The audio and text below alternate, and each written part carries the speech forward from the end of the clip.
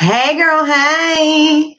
Hey boys, hey. It's Mama Beauties here coming at you from North Carolina, giving everybody a big old virtual hug and just saying thank you for giving me this outlet. Thank you for all subscribing. Thank you for your super chats. Thank you for your kindness when I shared my deepest and darkest secrets. Thank you for the support when people come at me. Thank you for your input and your thoughts and your emails. Thank you for putting in all this work here with me on my channel. Thank you for helping me when I ask you to help. Thank you for being here when I'm shedding tears. Thank you for laughing with me when I laugh. Thank you for being your genuine selves. Thank you for disagreeing with me and sometimes helping me see the light. And just thank you for being you, and thank you for my channel, because I couldn't have this without you guys. When I started a month ago, I never in my wildest dreams thought that 1 month and 6 days later, I would have almost 1,500 subscribers. So as some of you have mentioned, I do feel like I found my niche. I am very excited to come on here to talk to you guys every time I get on here. And so I just want you to know that whatever I'm doing for you, you're doing it for me too. And I genuinely mean that from the bottom of my heart.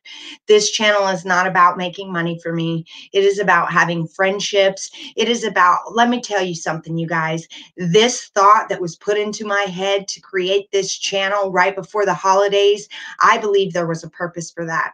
I believe that a lot of us are lonely and by ourselves on Christmas Day and watching all the other families interact, and it's very hard and sad and hurtful, and Christmas is one of the worst days. It's even harder than death anniversaries. So I just feel like that this channel was created for a reason, and I didn't even know it when I was creating it, and I'm just super excited to spend Christmas with all these people.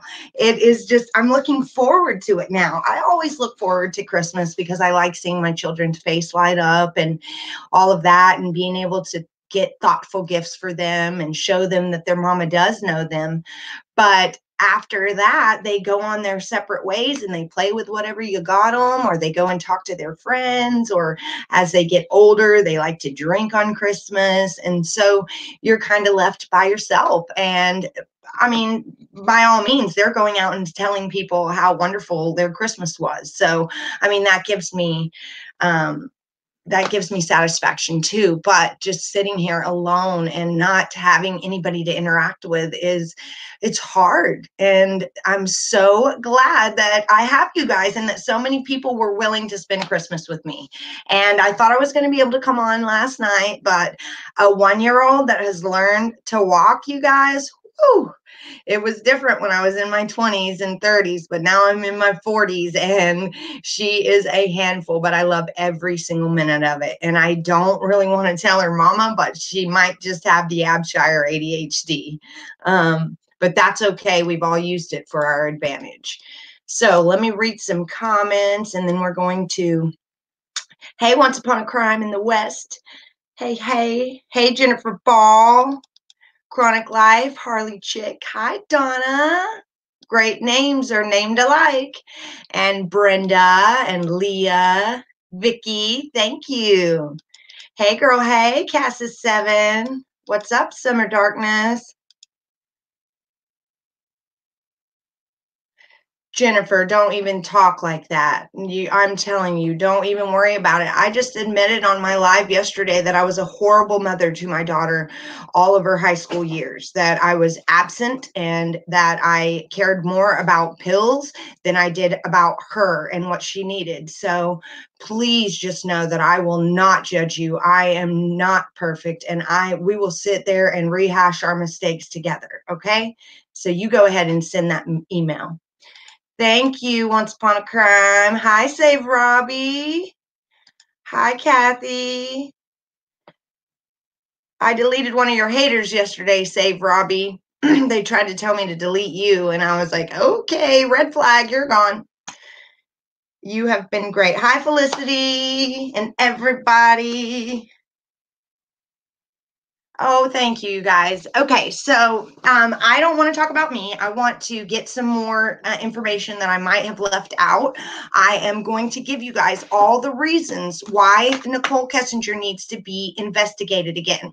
Now, I do not know if she had anything to do with the murders that morning. I don't have enough proof yet, but we still haven't went through the 5-hour confession and we haven't dug through the discovery. So that might change after. But right now, I do firmly believe that she was handled with kid gloves and that they were very delicate with her, and that is not fair. And I wanted to point out and create a video without all the speculation, without all the guessing and all of that. And I wanted to write out actual factual reasons why she should be investigated. So the fact that she closed her business down 3 days after it happened, that could have been. Now, personally, I think it was because she didn't want it to get out what she was involved in. But it could also mean that she just wanted to be out of the public's eye. Maybe her partner wasn't pulling her weight and she had put too much money in it. I mean, we just don't know. So I didn't write that on the list. Also, I didn't write Dwayne Kessinger on the list either because we really don't have a lot about him. We don't know what he played in this. You know what I mean? So I didn't write him on there either. So when I'm reading these to you and you don't see certain things on the list, it's because it's hearsay to me and not factual. But you can personally think it's factual. That's fine. That's your opinion. But I just wanted to let you guys know that these things that I am reading are all things that I found from Discovery or that I found to be true. I just want to say I think you're doing a great job. And the other day you did great investigative reporting. Oh, you're so sweet. Thank you. Oh, they aren't bullying me, you guys. I haven't even given them any kind of attention. I don't even talk about them. So I think that's bothering them. They've got their trolls here looking and I'm not even bringing up her name. So silence is the best revenge, you guys. It is. Trust me on that. Okay. So let's get in to why I think she needs to be investigated. And you guys need to tell me things that I have forgotten. Okay, so once I read all this, tell me and I will make more notes. I have 4 more pieces of paper because I know that there's a lot of reasons why she should be investigated. I do not know if she's guilty. I can't say that. Do I think that she knew more than what she was saying? Absolutely. Do I think she's capable of it? Absolutely. So we will just have to find out. What I do want from you guys, hi, Rebecca. That's my moderator and my best friend, you guys. I do want to put my email here because what I want to start doing is, I'll tell you, let me just type it out so I don't make mistakes. I want to start getting people's scenarios. Okay, so if you type out an email of exactly what you think, if you've already gathered an opinion and you feel like you've figured it out, please type it up and send it to my email because I want to read them out here. I want everybody to hear different scenarios and different takes. That way we can see open up our minds and see things from other perspectives. So if you would like to I won't tell people your name. It's just going to be read anonymously. If you would like to type out what you think happened from the time that Shanann walked in the door till, or that day, from that Sunday on to when Chris got arrested or whatever you want. Just type it out, what you think, email it to me, and I'm going to start reading those in my lives. That way we all can see different opinions and we might be able to open up our mind to other things. But yes, here we go. I think my granddaughter just woke up, you guys, so she's safe in the pack and play. I'm going to read these out quickly, but unfortunately I'm going to have to go. Or maybe I'll go get her. I don't know what her mom feels, though, about her being on YouTube, so I probably better not do that without asking her. Yeah, I don't want to be that overbearing grandma that does things her way. I really want my daughter to make the call on her child. So the first thing is, what's up with that 111-minute call that she refuses to tell anyone what she was talking about and that she conveniently forgot what was said on that call, and Chris swore it was phone sex. 2 hours of phone sex? 2 hours. Must be more of that tantric stuff. Okay, so the ping in Frederick around 6 a.m. Some people are saying that it pinged on her way to work, that it would ping on a different tower if she would have went to Chris's, but I don't know that. I can't just believe what people are saying. So I need to dig deeper in that, and maybe Discovery will tell me. But I'm not 100% sure about that, but the police should investigate that, right? Or NK should come out and answer these questions. If she came out and answered these questions, I would stop saying that she was involved if the answers made sense, right?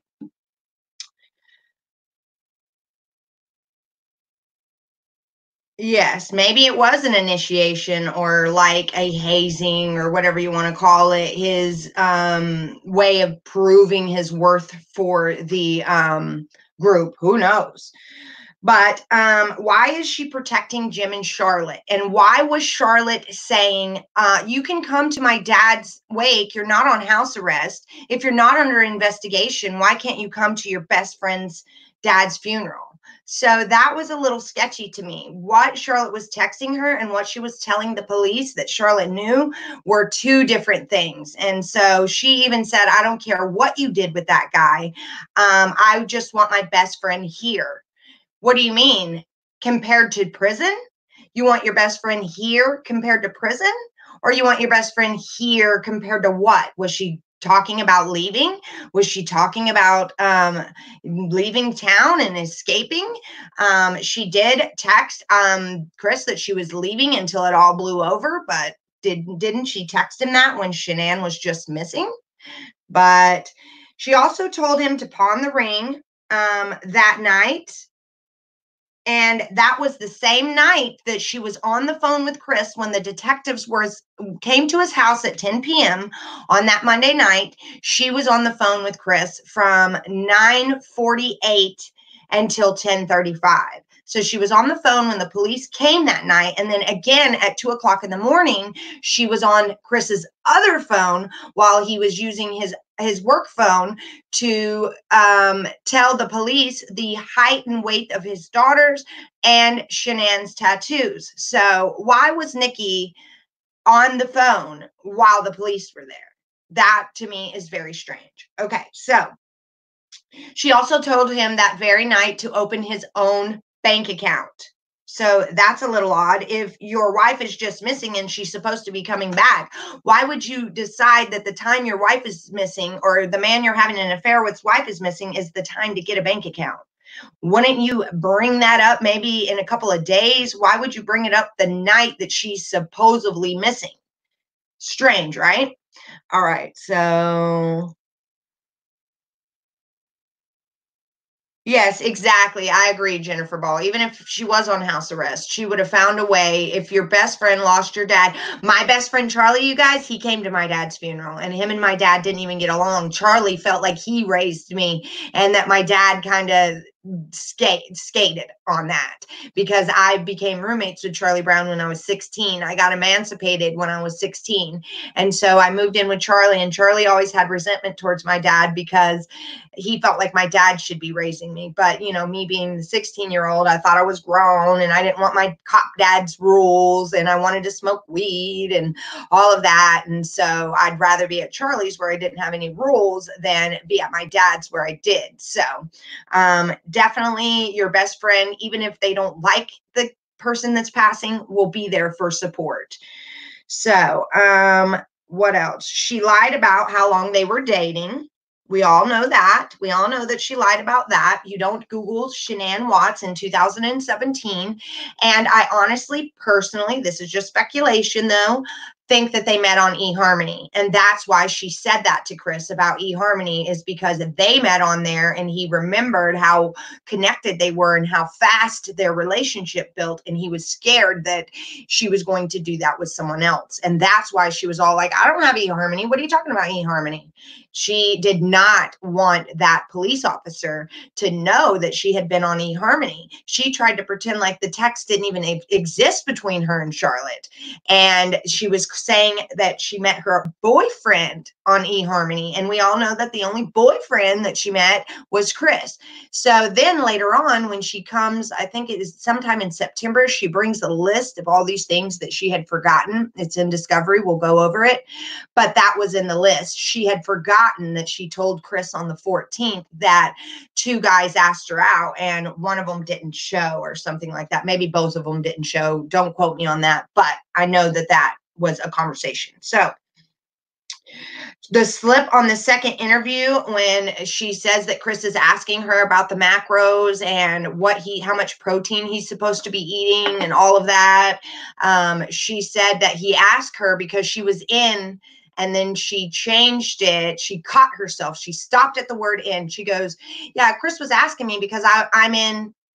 And then she changed it and said, a healthy life. I'm in a lifestyle that's healthy.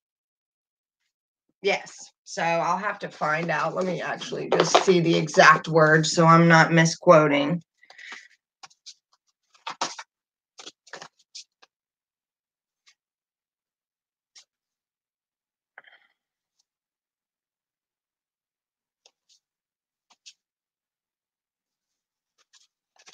Well, I can't find it. Anyway, if you go to the second interview and you listen to minute 13 to 13:15, it's only 15 seconds long. You guys go listen to that and then tell me what you think, okay? Because it's hard to repeat what you hear. I mean, it's hard to explain the words that I'm talking about. And I didn't write it on the list, but in that same call at minute 17:40, you hear this commotion, like something dropping or a chair being moved. And you hear, I don't know if it's law enforcement or Nikki, but you hear telling somebody to be quiet. And you can tell in the actual interview on minute 17 that it is somebody snapping to get someone to be quiet. You can, I mean, it's obvious if you listen to it. The sunflower pictures are connected, but it's not something that would get law enforcement to look. The Metallica song is connected too, I honestly feel, but obviously law enforcement didn't care. Exactly. That was the worst type of friend I've ever seen. Seem more like an enemy than a friend. Just proves she comes first. I know that's right. Why he is driving away from the oil site. That's unbelievable. Yes, it is unbelievable. You also get the emotion in the voices by listening to yourself. Exactly, Becca. Thank you. Perhaps guilty of obstruction of justice, tampering with evidence, but the ones is on Chris Watts for the murders. Yes, but we're not saying that she need to be investigated for the murders. If you read the title of the video, it says why I think NK should be investigated more. These things need to be answered. If they were answered, no one would ever say that she had anything to do with it. You see what I'm saying? I'm not saying that she committed the murders because none of us know that. None of us know that for sure. What I am saying is that all these inconsistencies and all these things that make you question needs to be addressed and investigated because obviously they were not. And the doll picture creeps me out too so much, but that doesn't fall on NK. So we didn't write that down either. But yes, the doll picture is way, way like, what's it called when you predict something? It's telling. Just put it like that. Okay, so let's see another one. Why did they call each other on Monday night from 9:48 to 10:35? But again, like I said earlier, there were agents in Chris's home while he's on the phone with NK. The agents got there at 10 p.m. and they hung up the phone at 10:35. So for 35 minutes, Chris is having agents in his home but talking to NK. I wonder where he went when that happened. Why did she search Shanann a year before? Also, Monday night, after getting off the phone while the cops were there, she searches Shanann again at midnight. So she gets off the phone at 10:35 with Chris, and she's heard everything that the cops are saying while they're there, and then she starts searching Shanann an hour and a half later. Then at 2 a.m., she's on the phone again while Chris is on the other phone with the agents, telling them Shanann's tattoos and the height and weight of the babies. Let me see. Why does she need reassurance on this night from Chris? And why is she freaking out? She tells the agent that she called at 2 a.m., not because she wanted to hear the police on the other phone, but because she was freaking out about where his family was. Then why are you telling him to pawn his ring? And why are you telling him to get his own bank account if you're freaking out? So I just find it crazy that she wanted reassurance that night when his family was missing. But why would she tell CBI that they have to work together as a team and she will help them, but they got to help her and to not let her effing down? And she said the F word to the police, and they were nonchalant about her cussing them. Why did she talk so much in those interviews and get so deep? To me, the only time I talk that deep and give exact details of irrelevant information people don't think is important is when I'm on cocaine or when I'm on pain pills. So, and I have done those in my past. And trust me, you will give your whole life story from the time you were born until that very day when you're on cocaine, or you will do the same on a pain pill. Trust me on that. Why all these lies if you're so innocent? She kept her Android and did not have it downloaded at all. She conveniently forgot her Google password and would refuse to reset it while she was sitting there. So the only thing that Kevin got out of the Android are the few screenshots that she sent herself.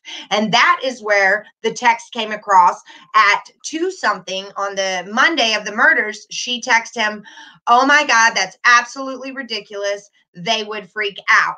And Chris texts back, "Oh my God, that is ridiculous. They would freak out."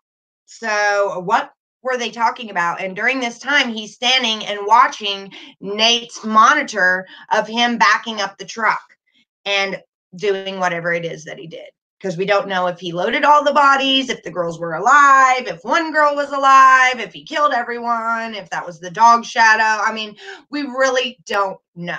I mean, some of you guys think that you know because you're so passionate about it and your heart's set on it. But I'm trying to keep my mind open to things that I'm not sure of until I find that little piece of information that makes me sure.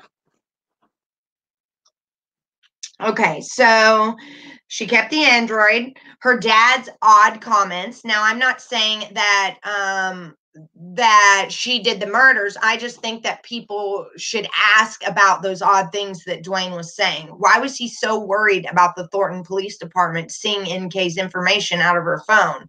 They just told him that that was the tech guy that was there, that the person would not see any of the data, and he seemed to chill after that. So I did write his weirdness and why was he even at the interview? That's what I want to know about Dwayne Kessinger. She deleted her phone, and she told her friends to delete every picture of her off of social media. She also told Chris to delete his phone and other of her friends to delete their messages. So, I mean, that screams guilt right there. Again, I told you guys where the detective asked her about eHarmony, and she said that she had no idea, and said that that site had never done anything for her. And I feel like she met him on there, but that's my personal opinion. Why was she on the phone when he was getting on the phone with the detective the night after the murders at 2 a.m.? And they spoke almost all night, you guys, from 10:35 till 9:35 till 2 a.m. They were on and off the phone, texting in between calls, FaceTiming, everything. And she tried to pretend like she didn't speak to him that much. Why did you? So it's not just the 111-minute call, you guys, on Monday. There are multiple calls on Monday. They start at 9:35 and they end at 2 a.m. So it's more than a 111-minute call. It's like 4 hours of calls. So why did she say on his day off, he organizes the basement and cleans the garage? She said on every one of Chris's days off, he's always organizing the basement or cleaning the garage. So I mean, you wouldn't say always. If she wasn't actually there and see it happen on his days off, she wouldn't have said always. She would have just been like, yeah, he told me on one of his days off, he cleaned the basement. But why would she say that every single one of his days off, he does this unless she was there for his days off? And if they were just at her house, she wouldn't have seen him doing this on his days off, right? Right. Okay. So let's see. What else? But if she would have gotten a plea deal, we would have seen her charges. Charges are public. So whatever she was charged with would have been seen on a court docket, wouldn't it? Why was she on the phone when he was getting, oh, I already read that. Why did she say on, oh, I already read that too. Sorry.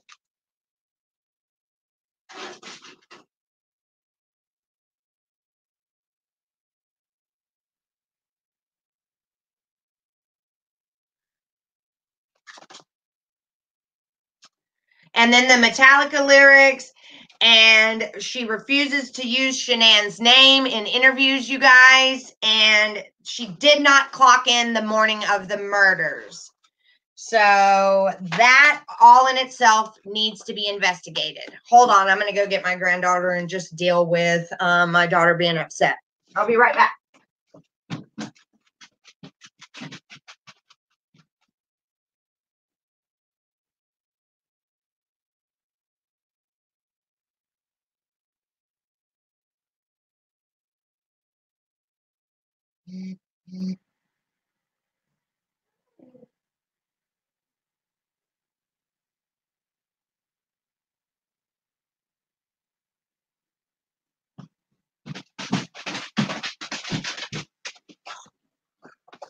It's a doggy. Okay. Say hi, everybody. We're going to go, though, and I'll have to come back and read your comments. I'm going to go take, how do I remove that so y'all can see her? I'm going to take my granddaughter home. There it is. Okay. Say hi. This is Liliana, you guys. Hello. She's saying hi.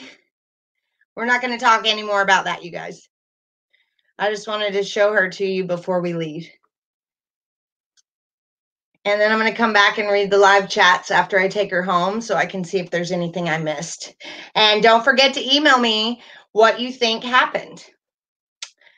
What you doing? It's a pretty girl. Say hi to mommy's friend, or mommy, Nana's friends. I'm so used to saying that with my own kids. Thank you. She looks just like her mommy did when she was a baby. It takes me back to Gabri being this little. Yes, but lots of distancing language. Yes, yeah, that's a doggy. You know, Frey. You're going to tell everybody bye? We got to go. Yes, I do, Maria. But the thing is law enforcement, they won't care about any of that. That will not get her investigated at all, unfortunately. Say hi, everybody. Thanks for being good to my Nana. I'm going to go home and see my mama. You going to go home and see your moms? You ready? You ready? Oh, I love her so much. Okay, bye, guys. Thank you so much for listening to me. I will be back in a little while. I'm going to go take my granddaughter home. This is my granddaughter. Her loves her Nana. Give me kisses. She loves her Nana. All right. Yes, she walks. She walks. This is the first time she's been here and walks everywhere. Used to, she would take 5 steps and then be like, I can crawl faster. But now she's got it mastered and she's just all over this little house. Yeah, that's a doggy. Say bye. Say bye. That's one thing she's got mastered. See you later. All right. Thanks, you guys. You've been a big support. Again, email me what you think happened. And if I can read some other scenarios, then maybe I won't be so stuck on my own. So, talk to you later. Bye, girls. Bye. Bye, boys. Bye. She was born in September. So, October, November. She's 14 months. She's a 14 months. Say hi. Yeah, you're on TV. See y'all later. Thank you. Bye bye.